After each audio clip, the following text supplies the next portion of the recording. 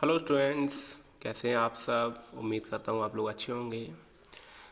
तो आइए बात करते हैं। आज हम लोग डिस्कस करने वाले हैं क्लास 12 ज्योग्राफी को। तो क्लास 12 की ज्योग्राफी को डिस्कस करने से पहले आइए थोड़ा सा ओवरव्यू लेते हैं ज्योग्राफी का। तो कहीं ना कहीं ज्योग्राफी में हम लोग नेचुरल इन्वायरमेंट को और नेचुरल इन्वायरमेंट के साथ जो ह्यूमन के रिलेशन है उसको समझने का प्रयास करते हैं। तो क्लास 11 में हम लोगों ने पूरे के पूरे जो फिजिकल एनवायरनमेंट का पार्ट होता है उसको डिस्कस किया, और जो क्लास 12 है वो पूरा का पूरा ह्यूमन ज्योग्राफी पे बेस्ड है। तो कहीं ना कहीं ह्यूमन ज्योग्राफी में हम लोग ह्यूमंस का और नेचर के साथ जो इंटरडिपेंडेंटरी रिलेशनशिप है उसको समझने का प्रयास करेंगे।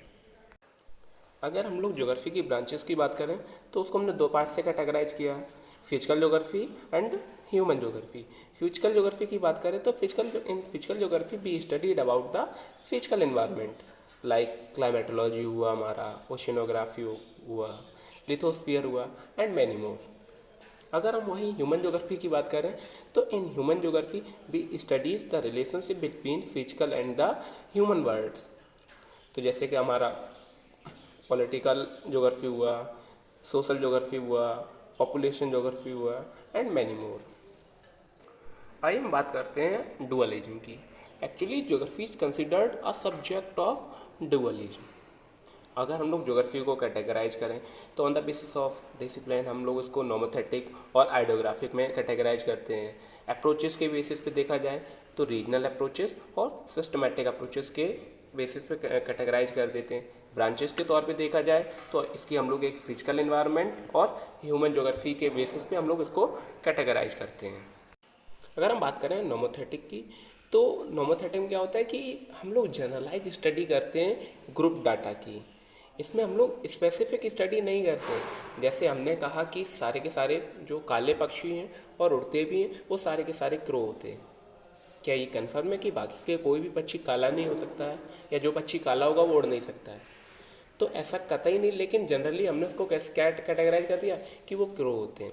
अगर इसके उलट अगर हम बात करें आइडियोग्राफी की, तो अगर हम लोग आइडियोग्राफी में देखें कि बर्ड्स की स्पीसीज़ को अगर हमें स्टडी करना है तो उसके लिए हमें पता है कि बर्ड की ढेर सारी स्पीसीज़ होती हैं, और हर स्पीसीज़ को अगर हमें बहुत अच्छे से जानना है तो हर स्पीसीज़ का हमें पर्टिकुलर स्टडी करना पड़ेगा। तो वहाँ पे हम लोग जो हर इंडिविजुअल का स्पेसिफिक स्टडी करते हैं, लेकिन नोमोथेटिक में हम लोग ऐसा नहीं करते हैं। वहाँ पे हम लोग जनरलाइज स्टडी करते हैं। हम लोग अप्रोच के बेसिस से बात करें तो रीजनल अप्रोच और सिस्टमैटिक अप्रोच। तो रीजनल अप्रोच में क्या होता है कि regional approach looks at the different region separately. जैसे अगर हमें भारत का क्लाइमेट समझना है तो क्या ज़रूरत है कि हम पूरे के पूरे वर्ल्ड के क्लाइमेट को समझें? हम भारत के क्लाइमेट को पढ़ लेंगे। वही अगर हम लोग सिस्टमैटिक ज्योग्राफी की बात करें, सिस्टमैटिक अप्रोच की बात करें, तो systematic approach studies the entire globe at once. जैसे अगर हम इसको एग्जाम्पल से समझते हैं कि अगर हमें कहीं पे भी इंडस्ट्री सेट करनी है तो हमें पता है कि उसके कुछ बेसिक फीचर्स होते हैं कि जैसे रॉ मटेरियल का अवेलेबल होना, साथ के साथ ह्यूमन रिसोर्स का होना, वाटर फैसिलिटीज़ अवेलेबल होना। तो जो ये फैक्टर्स हैं वो आप वर्ल्ड में कहीं पे भी इंडस्ट्री सेट करेंगे वहाँ पे भी इनकी रिक्वायरमेंट होगी। तो कहीं ना कहीं ये हमारा सिस्टमेटिक स्टडी का पार्ट होता है। और उसके अलावा अगर हम लोग बात करें फिजिकल ज्योग्राफी की, ह्यूमन ज्योग्राफी की, तो हम लोग इसको पहले ही डिस्कस कर चुके हैं। लेकिन हाँ, इसमें हम लोग डुअलिज्म का कॉन्सेप्ट अप्लाइड करें तो ये एकदम से सही बात नहीं है, क्योंकि जो ह्यूमन ज्योग्राफी है और फिजिकल ज्योग्राफी है वो दोनों का इंटरडिपेंडेंटरी रिलेशनशिप है। उनमें उन दोनों को, ह्यूमन ज्योग्राफी को और फिजिकल एनवायरनमेंट को या फिजिकल ज्योग्राफी को हम लोग सेपरेट नहीं कर सकते हैं। अब हम लोग बात कर रहे हैं चैप्टर के last topic and one of the most important topic की, that is naturalization of human and humanization of nature.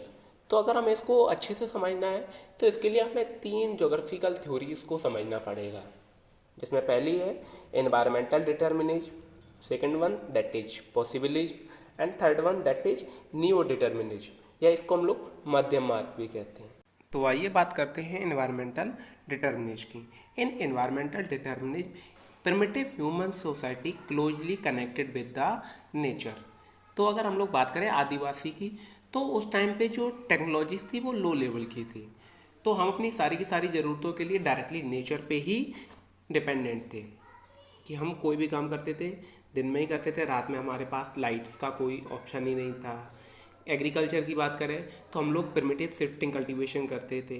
अगर हम फूड की बात करें तो हम लोग पत्तियाँ वगैरह खाते थे, साथ के साथ जो भी हम लोग फ्लैश था वो भी कच्चा मांस ही खाते थे। लेकिन जैसे जैसे हमने नेचर के लॉस को समझा वैसे वैसे हमने टेक्नोलॉजीज़ को डेवलप किया और वैसे वैसे एक नई ज्योग्राफिकल थ्योरी आई, that is the theory of possible age. तो हमने फ्रिक्शन के कॉन्सेप्ट को समझा, हीट के कॉन्सेप्ट को समझा, हमने फायर को डिस्कवर कर लिया, हमने डीएनए के कॉन्सेप्ट को समझा और हमने जो बहुत सारी जेनेटिक डिसीज़ थी उनको क्योर करना सीख लिया, हमने एरोडायनेमिक्स को सीखा और हमने फास्टर प्लेन्स डेवलप कर लिए। तो कहीं ना कहीं नेचर ने जैसे जैसे हमको अपॉर्चुनिटीज़ दी, ह्यूमन बीइंग ने उन अपॉर्चुनिटीज़ को यूज किया और नेचर को किस में कन्वर्ट कर दिया, ह्यूमनाइज नेचर में कन्वर्ट कर दिया। और यहीं से स्टार्टिंग हो जाती है ह्यूमनाइजेशन ऑफ द नेचर।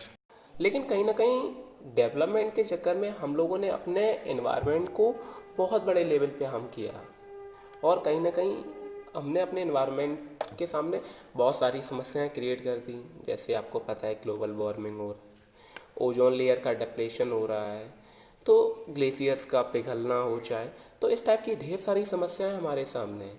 तो इसके लिए हमें तीसरी ज्योग्राफिकल थ्योरी को पढ़ना हमारे लिए बहुत ज़रूरी हो जाता है, जो है न्यू डिटर्मिनिज्म। गिरफिट टेलर के द्वारा इंट्रोड्यूस इस थ्योरी में उन्होंने बताया है कि हमें कम्प्लीटली इन्वायरमेंटल डिटर्मिनिज्म भी नहीं होना है, लेकिन साथ के साथ जो पॉसिबिलिटी की वजह से जो बहुत फास्ट डेवलपमेंट हुआ, लेकिन उसके वजह से हमारे नेचर को ढेर सारे समस्याओं का सामना करना पड़ा है। तो इसके लिए हमें दोनों के बीच का रास्ता अपनाना पड़ेगा, दैट इज मध्यम मार्ग। और जो डेवलपमेंट का मॉडल होगा वो होगा सस्टेनेबल मॉडल, कि जिसमें हम लोग अपने नेचर का बखूबी ध्यान भी रखेंगे, उसको मेंटेन भी करेंगे और साथ के साथ डेवलपमेंट पे भी कम्प्लीटली फोकस करेंगे। Thank you, have a good day.